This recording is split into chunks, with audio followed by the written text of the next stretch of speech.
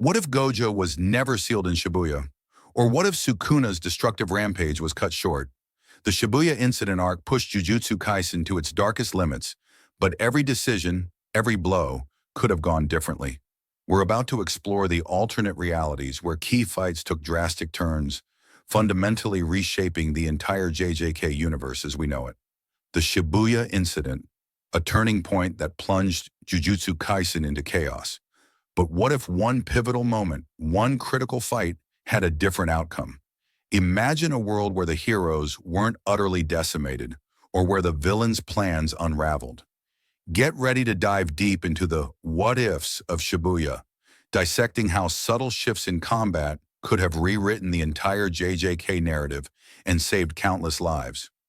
You think you know the Shibuya incident? Think again. What if Yuji never unleashed Sukuna?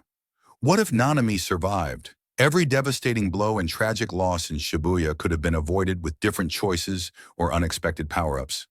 Join us as we meticulously re-examine the iconic battles, exploring the wildest alternate scenarios, and revealing how Jujutsu Kaisen's story could have evolved into something entirely different. The domino effect of Gojo's unsealing, recapping the immediate aftermath of Gojo's sealing. How did his absence directly lead to the chaos?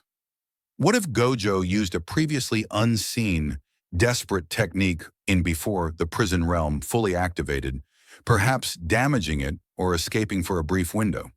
Exploring how a still active Gojo would have systematically dismantled the disaster curses and Kenjaku's forces, averting much of the initial damage. Sukuna's restraint and its ripple. Analyzing the moment Yuji swallowed the 10th finger. What if Sukuna hesitated, or if Yuji had a moment of control? Imagining a scenario where Sukuna, for whatever reason, decided not to decimate Shibuya, perhaps focusing solely on a direct confrontation with Kenjaku. How would Shibuya's structural integrity and civilian casualties be drastically reduced, altering the survivors' trauma and public perception of sorcerers? Maki and Naoya. A different fate, revisiting Maki and Naoya's brutal confrontation. What if Maki had access to her full potential earlier? Or if Naoya's arrogance led to a swifter defeat? Considering a scenario where Mai survived or her final act was more impactful, giving Maki a clearer, less traumatized path to her Zenin clan revolution. How would a stronger, unburdened Maki immediately affect the fight against Dagon, and later the larger battles, potentially preventing key injuries or deaths? Nanami's last stand, a tactical shift, remembering Nanami's horrific end and the psychological blow it delivered.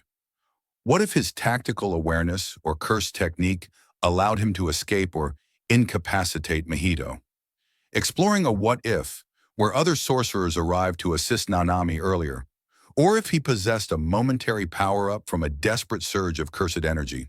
How would Nanami's survival and continued guidance change Yuji's emotional state, the effectiveness of the remaining forces, and even the eventual battles against Kenjaku?